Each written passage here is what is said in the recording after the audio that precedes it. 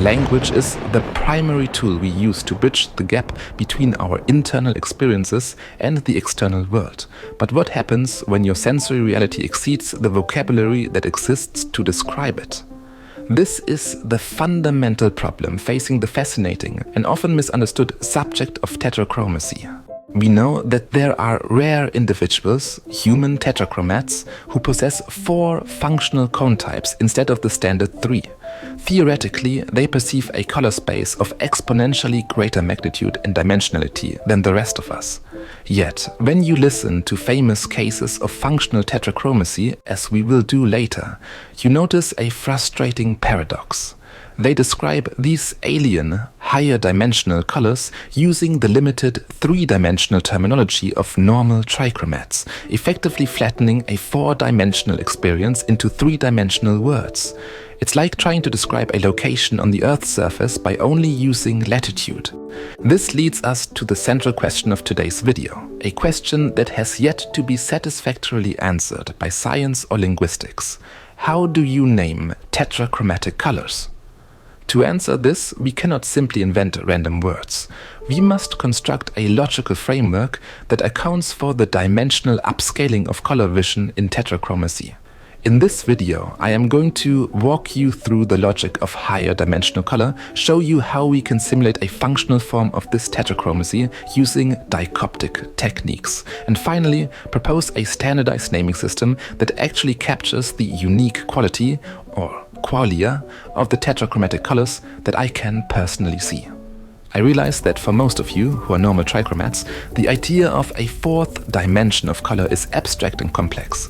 It requires us to stretch our understanding of how our eyes and brains construct reality. To dismantle this complexity, we must start at the very foundation. We need to start by understanding hue. We're going to focus on hues in this video, and here's why. Although hue only constitutes one of 3 major properties of a color, hue, saturation and brightness, it's one of its most important descriptors. Hue is the common terminology we use when referring to what color something is. This is to say, hue is a property of color that prevails even when changing saturation and brightness.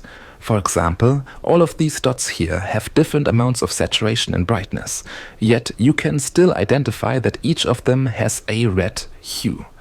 To understand why this happens, we first need to understand what the property hue even is. This will be extremely important for understanding the full extent of tetrachromatic hues. Hue itself is a property of color that allows us to intuitively disassemble various combinations of wavelengths to see which cone types are being stimulated the most and to which relative extent. Cone types are basically tiny light detectors that come in millions in the back of your eyes, and most people have 3 types of them that are more or less randomly spread in a mosaic pattern on the retina. Each type sends a different signal to your brain when stimulated by a wavelength of light that it's sensitive to. On its own, each type signal has a different quality or quale to it, which we approximately interpret as red, green and blue, for the L, large, M, medium and S, small, cone types respectively. If all 3 cone types are stimulated equally, we as normal trichromats see white, gray or black. But once there's an imbalance in the relative stimulation of these 3 cone types, this achromaticity surrenders to the multitude of possible trichromatic hues, which themselves can be inflected with a vast amount of different saturation and brightness levels, as the 3 cone types' color qualities mix in differing proportions. For a color to be perceived as a distinct, saturated and bright hue, 2 conditions must be met within the natural limits of your vision. At least one cone type must be firing at its maximum potential, while at least one other is minimally active. This is the rule of hue, if you will. In the following, whenever I'm speaking of a hue, I am specifically referring to these most saturated and bright versions of colors with a unique hue. In order to keep our sanity, we'll use the standardized discrete numbers of the digital color space that apply a 255 integer gradation to a virtual primary color that targets a specific cone type through a sufficiently narrow range of wavelengths of light. While this in itself already is an oversimplification of color vision, it's more than good enough for our current use case. Using this model, normal trichromatic humans can differentiate about 1530 unique hues. Since many of these hues are quite similar to each other in quality, they can be further classified into major hue categories, of which there are roughly 12. Red, orange, yellow, lime, green, turquoise, cyan, cobalt, blue, purple, magenta and pink. Of course, this division is variable and hue categorization can become more detailed than this arrangement, but doing it like this is helpful for standardization. Understanding hue is important because in n-dimensional color vision, hue is the main property of color that changes in dimensionality. The term n-dimensional color vision itself basically just refers to a color vision with an indeterminate amount of cone types, meaning 0 to infinity. To understand this dimensional relevance of hue, we can look at color dimensions lower than ours and compare how their hue subspaces scale in dimensionality. Monochromacy, with its singular cone type, only has a singular hue. Strictly speaking, this hue doesn't even count as a hue. It's achromatic due to insufficient context, because it cannot be compared to another cone type's quality. It can only vary in brightness, as the intensity of light fluctuates on a one-dimensional line of all possible colors in this monochromacy. Thus, depending on how you see it, either hue or saturation isn't even a tangible property in monochromacy. Only starting at dichromacy, with its two cone types, the property hue emerges, because now there can be an imbalance in the relative stimulation of two cone types. However, as per our previous rule of hue, for a color to count as a hue, at least one cone type must be firing at its maximum potential, while at least one other is minimally active. This rule correctly predicts that with merely two cone types, there can only be two possible hue states. These two hue states exist separately from each other. Any other combination simply results in a saturation and brightness inflection of one of these two hues or of their achromatic fusion. These two hue states are basically zero-dimensional and are often represented by two oppositional dots, one yellow and one blue to indicate their opposition. In trichromacy, hue quickly becomes a lot more numerous. With the addition of a third cone type, a one-dimensional circle of distinct hues emerges. Thanks to this third cone type, we now have leeway to adjust our virtual sliders for each cone type's primary color in more complex ways. In dichromacy, we were stuck at only two possible installations due to the rule of hue. But the third slider of trichromacy allows for any two sliders to be fixed in the necessary on and off states, while another can be freely altered without the resulting colors deviating from being hues. Adjusting these sliders in a manner that generates perceptually continuous hue qualities can only be done cyclically, which creates the notorious circle of trichromatic hues. The interesting part now is to spot how the dimensionality of hue scales in this list of color visions with increasing amounts of functional cone types, and compare that to the respective dimensionality of saturation and luminance. Hue in monochromacy isn't even a thing yet. It basically has no dimensionality. Hue in dichromacy is zero-dimensional.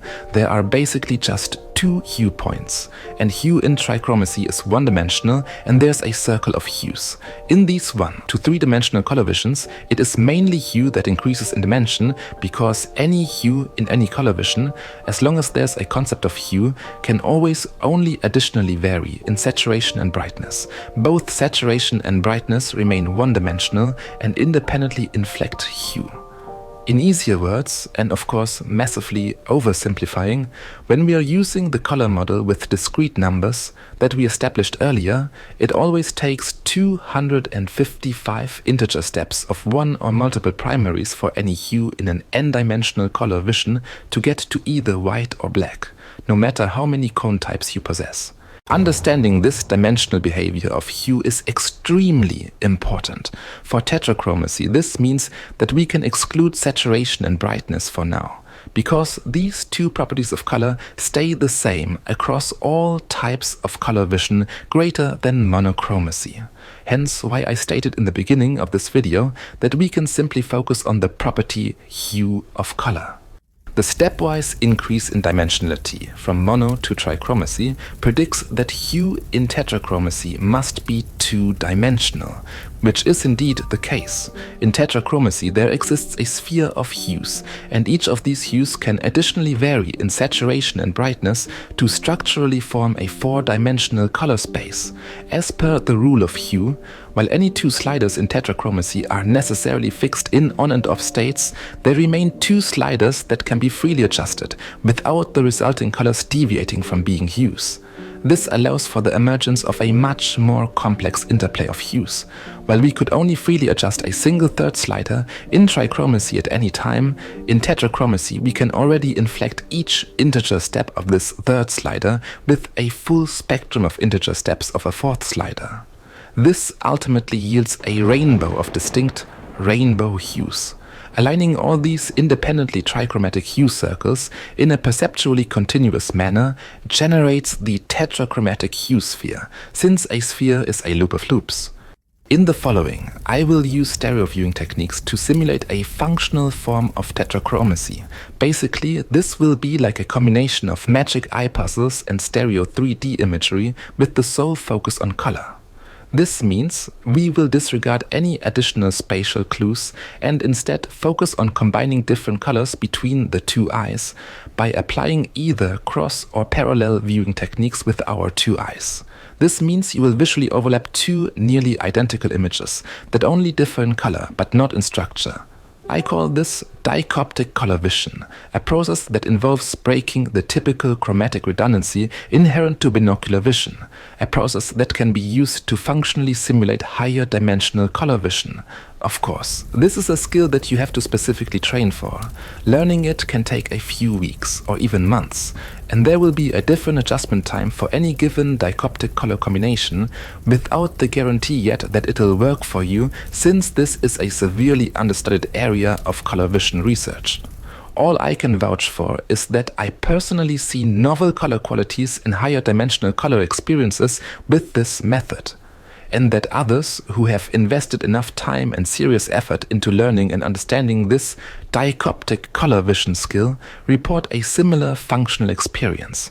However, fret not if you haven't learned this skill yet, since you can still understand this video by comparing the two eyes perspectives that I will often show hereafter, although your understanding will remain intellectual and not experiential. I'll be using Dichoptic True Red Tetrachromacy as a prime example again.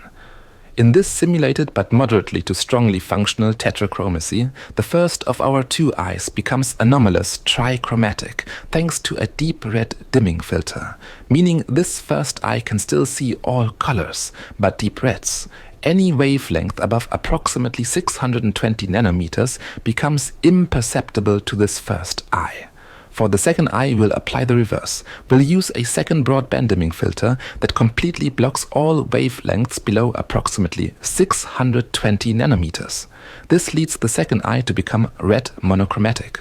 We are basically splitting the L cone type into two virtual yet effective cone types across both of our eyes, resulting in an L plus cone type for longer wavelengths of long wavelength light and an L minus cone type for shorter wavelengths of long wavelength light. On paper, it looks like not much has changed through this binocular division of the L cone type, but this little non-invasive pair of glasses greatly changes how we perceive colors. The existence of a cone type that has been intelligently bifurcated across both eyes increases the dimensionality of your color vision, because now any one of these two virtual cone types can be independently stimulated by a different range of wavelengths. For example, a narrow 605 nanometer reddish light will only stimulate the first eye's L- cone type, while reversely a narrow 640 nanometer red light will only stimulate the second eye's L+ cone type.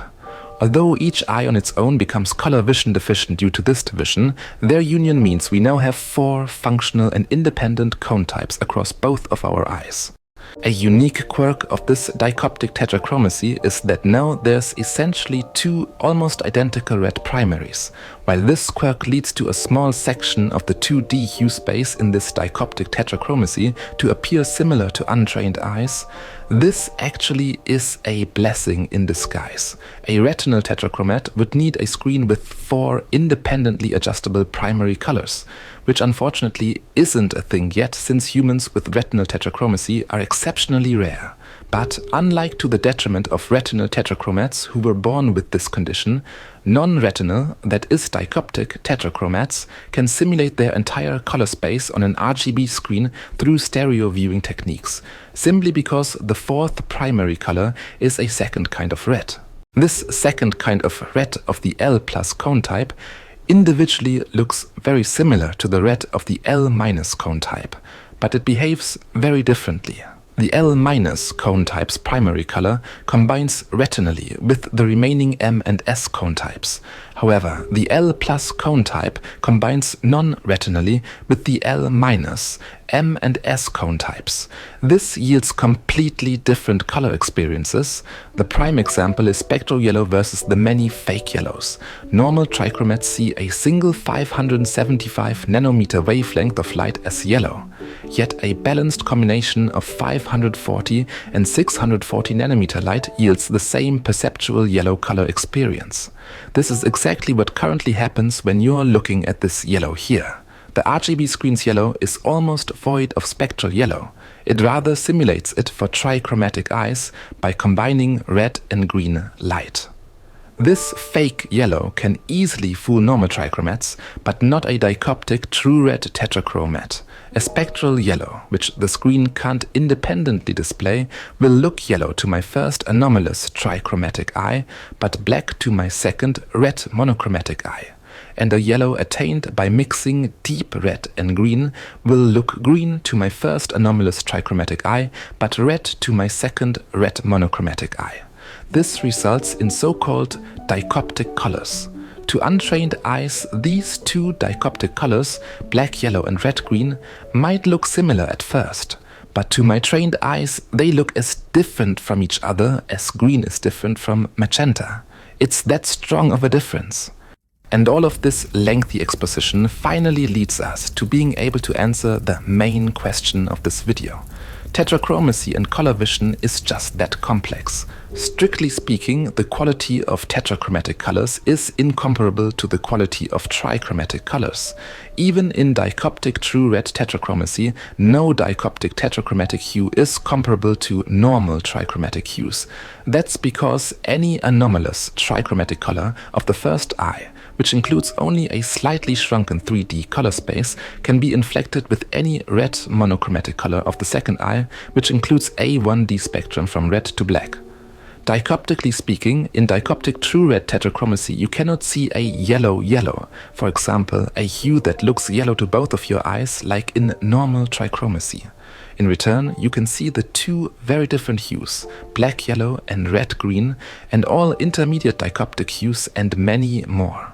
All true red dichoptic colors, here with the exception of a single color, contextually evoke completely new color qualities to trained eyes, and are incomparable to trichromatic colors for this reason.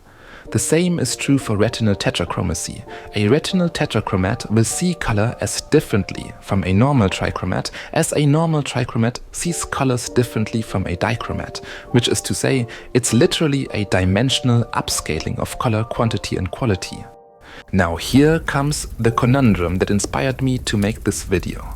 Apart from me and my dichoptic true red non-retinal tetrachromacy, there actually are humans with a functional form of retinal tetrachromacy. At least there are studies that strongly suggest that these few select women possess a more or less strongly functional form of retinal tetrachromacy thanks to a genetic quirk in color vision. How that tetrachromacy looks is beyond the scope of this video. All we need to know is that these women very likely see the world in tetrachromatic colors like I do. Two of the most famous examples of supposedly strongly functional female retinal tetrachromats are Concetta Antico and Maureen Seberg. Because of their genetic predisposition, these two women have a high chance for retinal tetrachromacy. In the following, I am naively assuming that these two and other specified women possess a strongly functional tetrachromacy, or at least a degree of functionality that allows for tetrachromatic behavior and color discriminability. The way that Antico and Seeberg describe the colors they see is indeed extraordinary. However, both of them are predominantly using trichromatic color names to describe their tetrachromatic colors. The following few quotes demonstrate how Concetta Antico describes her tetrachromatic colors. As Concetta Antico took her pupils to the park for an art lesson, she would often question them about the many shades she saw flashing before her eyes. I'd say, "Look at the light on the water. Can you see the pink shimmering across that rock? Can you see the red on the edge of that leaf there?" Thanks to a variation in a gene that influences the development of their retinas, people like Antico can see colors invisible to most of us. Consider a pebble pathway. What appears dull gray to you or me shines like a jeweler's display to Antico. The little stones jump out at me with oranges, yellows, greens, blues and pinks, she says. I'm kind of shocked when I realize what other people aren't seeing. Consider the following painting of a rainbow eucalyptus. The tubes of paint were flying. The yellows, the violets, the lime greens. I was ferociously mixing on the palette, trying to produce all the streams of color in the bark, says Antico. When compared to the real thing, the resulting canvas suggests that Antico is seeing more than the average eye. I want you to know that there's science backing what I see. My paintings are a window to what you can't see. I've been scientifically tested and my artwork perfectly correlates with what I see as a tetrachromat. For instance, if you are looking at buffalo grass and seeing it as a dull yellow, I see so much more. I notice bits of lilac, pink and even a touch of green. Shadows, for example, appear as soft, muted rainbows of color to me. You may see them as simple gray. It's incredible how much color there is in everything, and I believe this perspective could make a significant difference. You know, I didn't always see it that way. When I was teaching, I'd take my students outdoors for plein air painting. You know, painting in the open air, maybe at the beach or somewhere scenic. I'd mix magenta, emerald, lilac and a bit of gold on the water. And my students, being students, didn't want to criticize their teacher, but later they'd say, "We didn't see that." Or when we had a floral arrangement in the classroom and we were painting from life, I'd point out, "See that little bit of blue and rose right there on the tip." When Concetta Antico looks at a leaf, she sees much more than just green.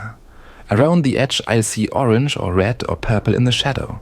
You might see a dark green, but I'll see violet, turquoise, blue, she said. It's like a mosaic of color. All of these color descriptions might sound fantastical to the layman. However, they present a huge problem to people who understand tetrachromatic color theory. To see why this leads to a great logical paradox, let's listen to an excerpt of the study Theory of Human Tetrachromatic Color Experience and Printing by Jessica Lee and others.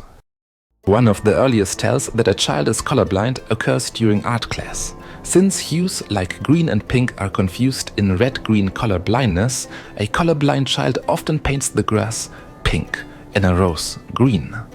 When a trichromat looks at the image, they perceive the colors as discordant with reality. To get a sense of the color experience of a tetrachromat, imagine what it would be like if you were a trichromat in a world built for dichromats. The paint box would lack the colors to paint a rainbow. Many of the hues painted in the world would appear incongruent with reality to you because the artists were colorblind. On the other hand, if the only colors that existed in the world were blue and yellow, if the world was entirely dichromatic, these incongruous colors and lack of rainbows would seem normal to you.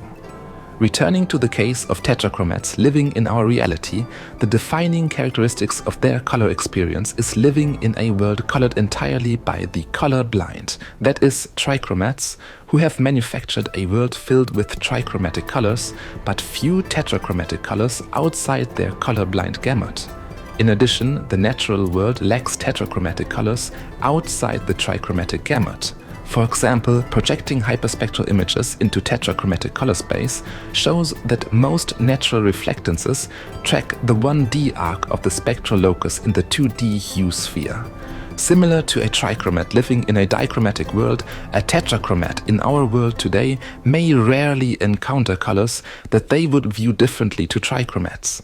If we alter our manufacturing systems to produce colors for tetrachromats, a tetrachromat viewing these colors might have an experience akin to a trichromat living in a dichromatic world and one day seeing a complete set of paints for the first time. Although not 100% consistent with how I perceive tetrachromatic colors with my type of tetrachromacy, this excerpt is rather accurate. Tetrachromats are mostly surrounded by trichromats. As such, most of the intentional human design work was made with and for trichromatic vision. This doesn't just include man-made material and light colors, but also color names. If you recall how I described my Dichoptic true red tetrachromatic colors, at a minimum I had to combine two trichromatic color terms in order to describe the experience of the tetrachromatic colors that I see.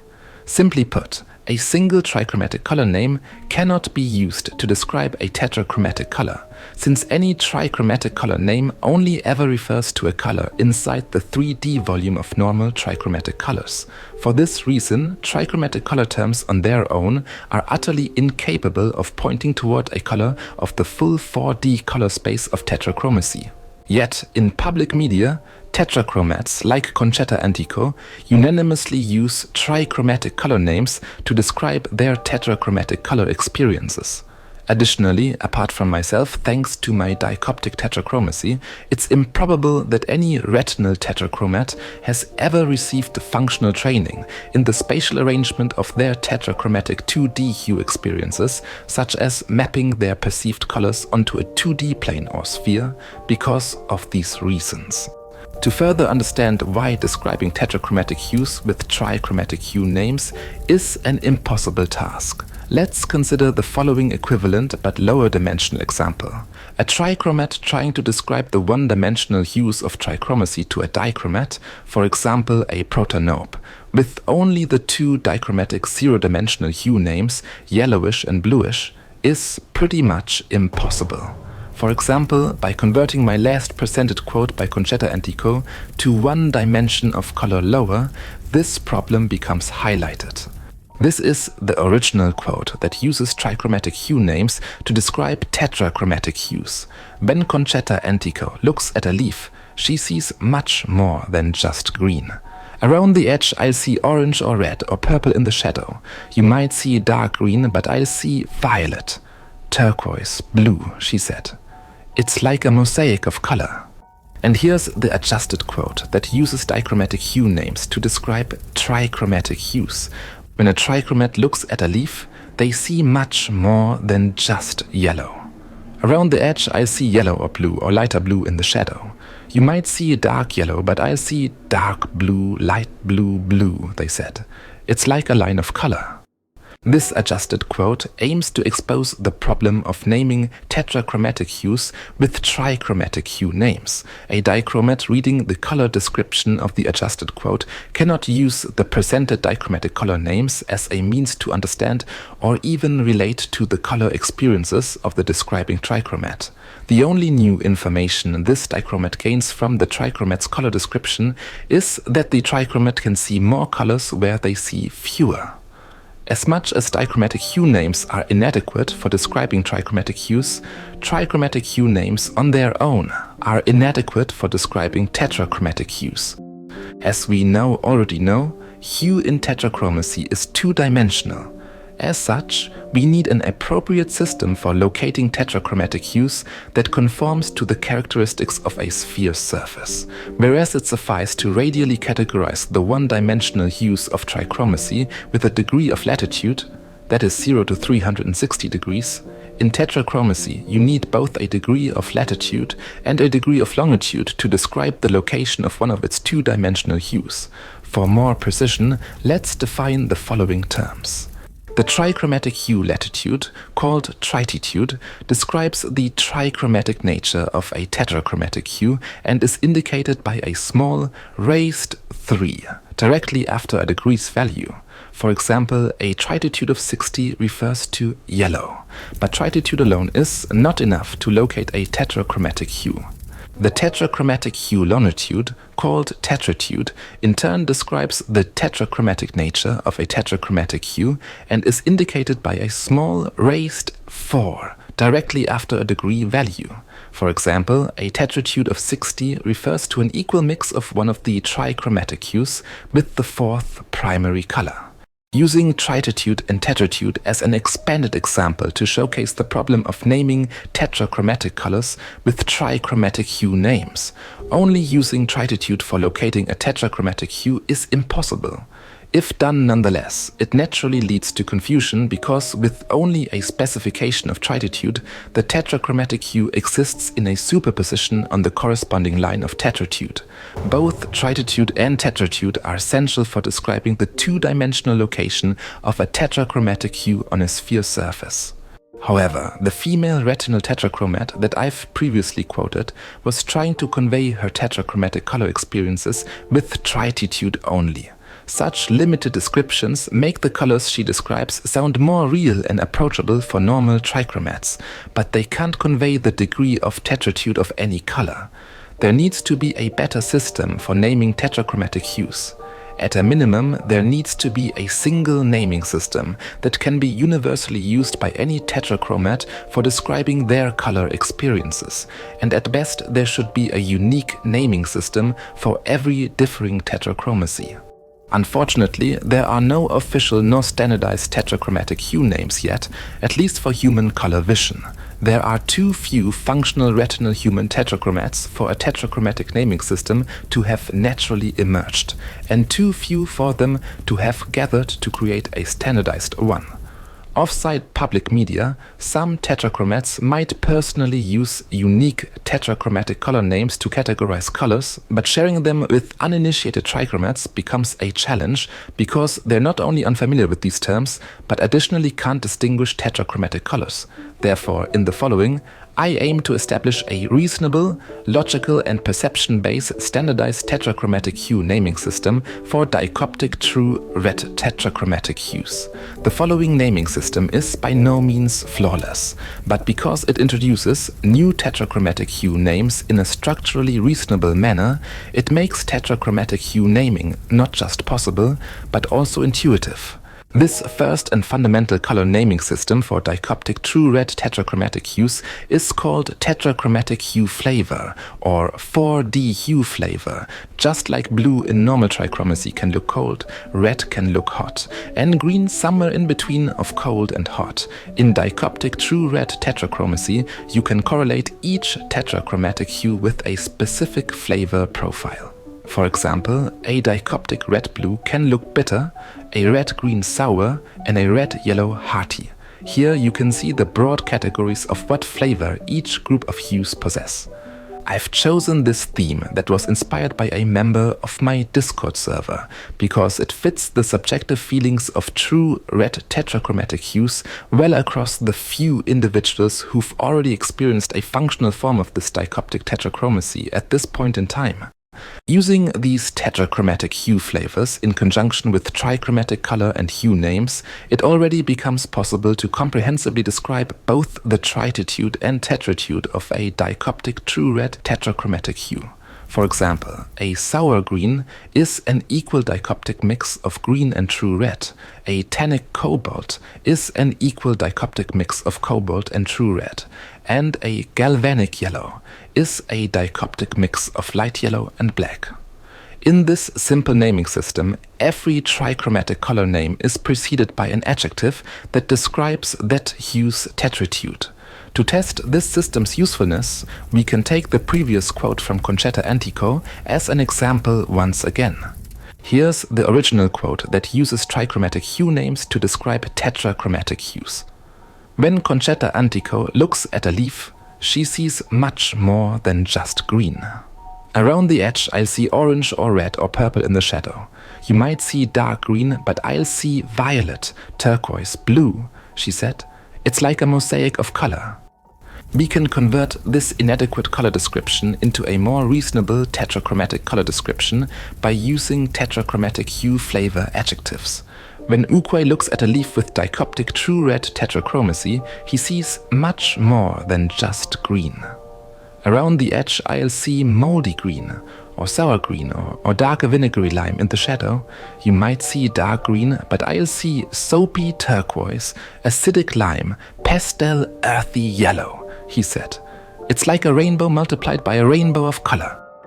Although not yet perfect, this adjective flavor-based naming system for Dichoptic true red Tetrachromatic hues now allows anyone who's familiar with these 4D hue flavors to comprehend what tetrachromatic colors I'm specifically referring to.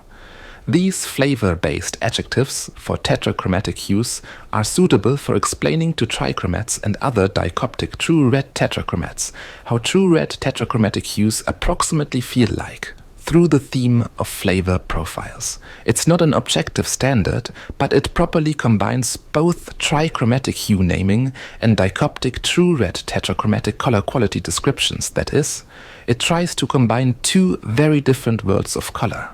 These flavor-based adjectives, however, aren't singular and independent hue names yet.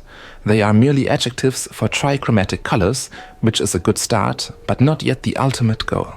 They are adequate for normal trichromats to get an understanding of what these tetrachromatic hue qualities might feel like, but they don't yet convey the uniqueness of each of these tetrachromatic hues. For example, with flavor-based adjectives, you might be led to believe that a juicy green might look similar to a sour green. But in practice, these two tetrachromatic hues look as different from each other as green and yellow are different in normal trichromacy. Hence, it makes sense to convert these tetrachromatic compound hue names into singular hue names, with the purpose of disclosing their uniqueness. The aim is to make two-dimensional hue navigation, as well as tetrachromatic hue naming and categorization, as simple and intuitive as possible, while still providing unique, singular hue names.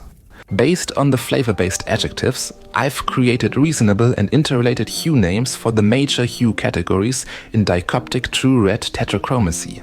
Using these tetrachromatic hue names here, optionally with the specification of their Trititude and Tetritude if need be, it is now possible to describe the exact location of a hue on the true red tetrachromatic hue sphere with a single hue name.